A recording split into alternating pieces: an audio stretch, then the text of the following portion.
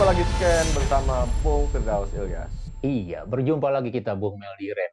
Jadi apa yang dibicarakan pada masa lalu Bung Firdaus ya, banyak pengamat-pengamat politik melihat ya setelah pemilu ini akan terjadi proses-proses kriminalisasi politik ya, dan kita juga nggak itu membicarakan kriminalisasi politik selama buktinya ada, silakan ya diproses gitu. Nah, dan minggu ini Ganjar mendapat hadiah itu ya setelah pemilu berlangsung.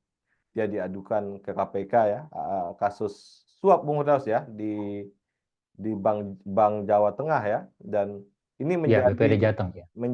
dua pisau. Satu ada pisau politik di situ, yang kedua ada pisau korupsi. Nah, gimana kita membahasnya dari aspek korupsinya Bung Firdaus?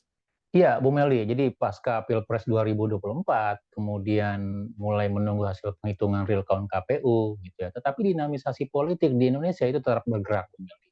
Dan kalau kita mau coba kait-kaitkan gitu, yang terbaru adalah dugaan pelaporan gratifikasi yang dilaporkan oleh IPW kepada KPK terkait salah seorang kontestan dalam Pilpres 2024. Dalam hal ini mantan Gubernur Jawa Tengah Pak Ganjar Pranowo gitu.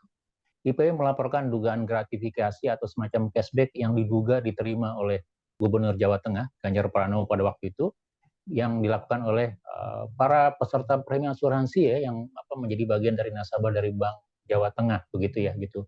Dan kalau kita lihat dari apa yang disampaikan oleh IPW, oleh Pak Sugeng gitu ya, nilainya cukup besar begitu. Nah, pertanyaan kita, apakah ini memang memiliki relevansi? Ya, satu, memang kalau kita katakan tidak terlepas dari aspek politik, agak muskil juga kalau dikatakan ini bukan bagian dari politik gitu. Karena Pak Sugeng atau IPW sendiri kan, ya terutama Pak Sugeng yang merupakan bagian dari pengurus partai PSI sendiri begitu ya. Gitu. Jadi terlepas dari itu politik atau tidak, saya sepakat dengan poin kedua yang tadi disampaikan oleh Bu Meldi gitu ya. Terlepas siapapun nanti atau apapun yang dilaporkan gitu ya, apakah pelaporan dugaan gratifikasi atau dugaan korupsi ini memiliki bukti-bukti konkret yang cukup kuat atau tidak begitu. Jadi sebenarnya ini yang lebih banyak ditunggu oleh publik begitu ya.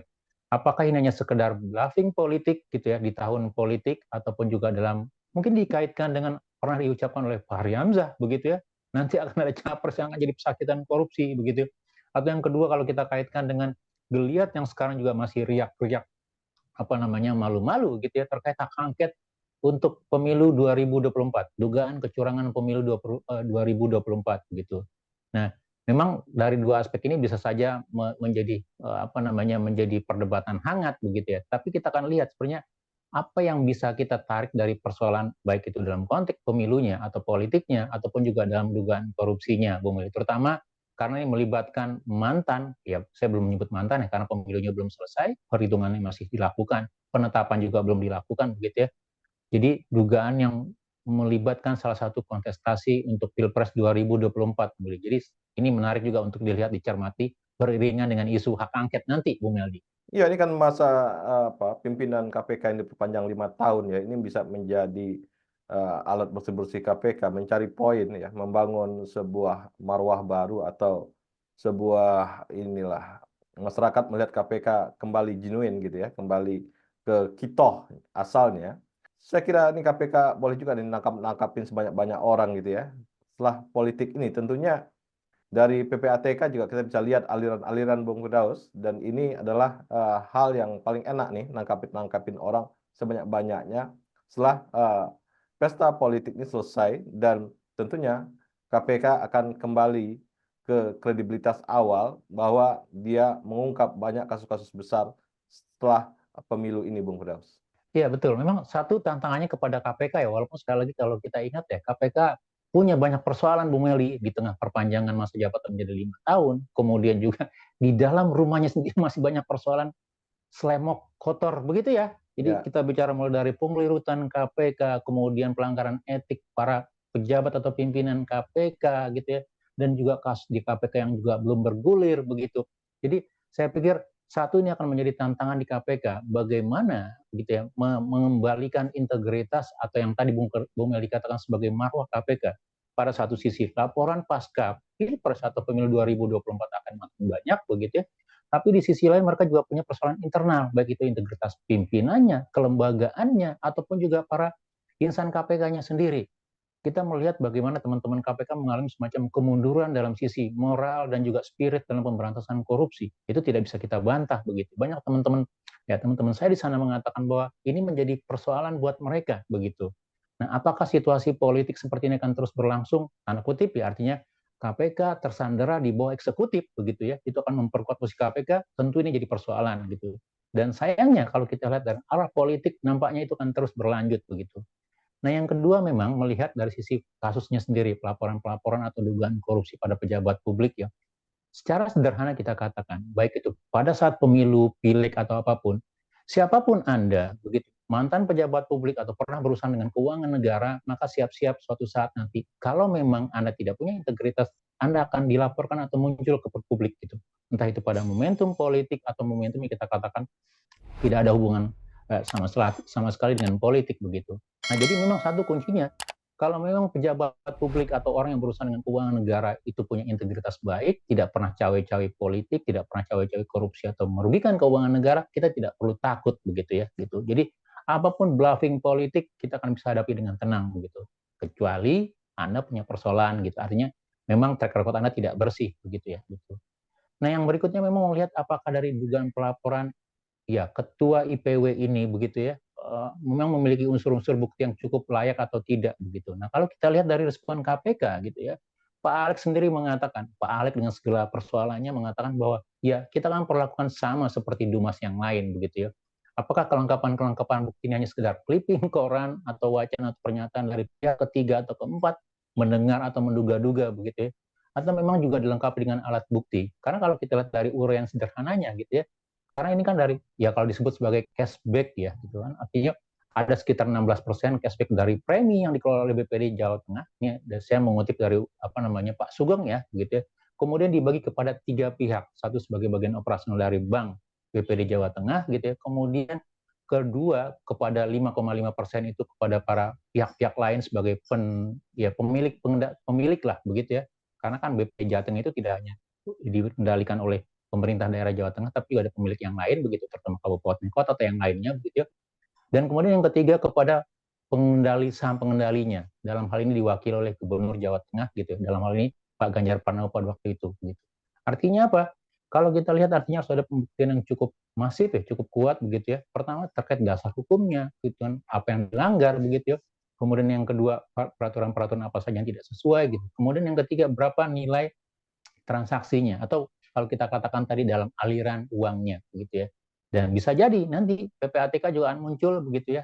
Ya, tapi sekali lagi kita tunggu saja gitu ya. Apakah memang bukti-buktinya cukup kuat atau hanya sekedar angin lalu begitu ya, semacam intervensi di dalam riak-riak politik yang lain, semacam bluffing politik atau perimbangan politik di dalam rangka misalnya yang mengimbangi bluffing politik yang lain misalnya. Contoh mengimbangi hak angket misalnya. Iya, Bung Firdaus. Jadi memang persoalan ini cukup masalah ya, KPK yang tidak yang belum bersih, yang belum pulih ya dari sembuhnya, kemudian muncul apa laporan-laporan dari masyarakat. Kemarin juga Bahlil dilaporkan ke KPK ya tentang masalah di tambang dan mungkin juga ada beberapa rentetan lain. Karena laporan masyarakat ini saya kira ini dari dinamika atau disebut konflik-konflik yang ada setelah pesta demokrasi ya. Jadi orang yang kalah-kalah atau orang yang tidak puas dengan pengelompokan itu dia akan buka aja semua kan. Dan saya kira momentum saling buka ini juga saya kira KPK harus meresponnya dengan baik. Dan ini kalau KPK-nya nggak bersih memang jadi masalah juga. Ini menjadi ajang nambah duit KPK baru ya bagi para eh, apa yang orang-orang dalam KPK ini bisa pemerasan-pemerasan baru yang bisa dilakukan, Bung Firdaus. Iya betul. Jadi memang sekali lagi kuncinya di aparat penegak hukum ya, bicara integritas, kemudian keprofesionalan apa namanya penanganan perkara terutama korupsi baik oleh itu KPK atau kejaksaan atau kepolisian. Begitu. Nah, kalau dari sisi integritasnya kita bisa belum jawab gitu, ya, artinya baik itu KPK tidak bisa menunjukkan bahwa mereka memiliki integritas SOP yang baik, penanganan perkara yang baik gitu ya, mulai dari misalnya apa namanya Dumas, kemudian lidik, kemudian penyidikan sampai naik nanti gelar perkara sampai penetapan tersangka itu belum proper, belum prudent gitu ya, maka publik akan menemukan resistensi yang kuat dari publik. Publik kan selalu bertanya, gitu. Ini akan politik, ini penuh dengan apa namanya, apalagi misalnya KPK dengan kekuatan bagian dari, ya kita anggap sekarang bagian dari kekuasaan eksekutif, tanda kutip begitu ya, gitu. Dan ini juga menjadi suatu pertanyaan besar gitu. Nah, bisakah KPK menjawab pertanyaan-pertanyaan itu? Satu, saya melihatnya itu, gitu ya. Nah, kemudian yang kedua adalah sisi publik atau pelaporan, begitu.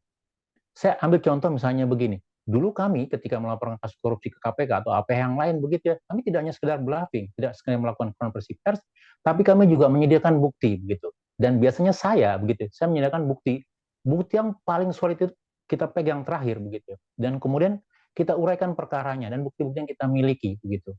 Nah, perlukah? Ya walaupun sekali lagi nanti orang bilang, ini kan bagian dari penanganan perkara begitu ya, tidak pengen mengintervensi begitu ya. Tapi sekali lagi kalau memang buktinya cukup solid, cukup kuat begitu ya, maka publik harus secara bersama-sama mengadvokasi ini. Karena apa? Ya karena sekali lagi yang kita akan coba benahi adalah sistem kepemimpinannya, Bu Meli, gitu ya.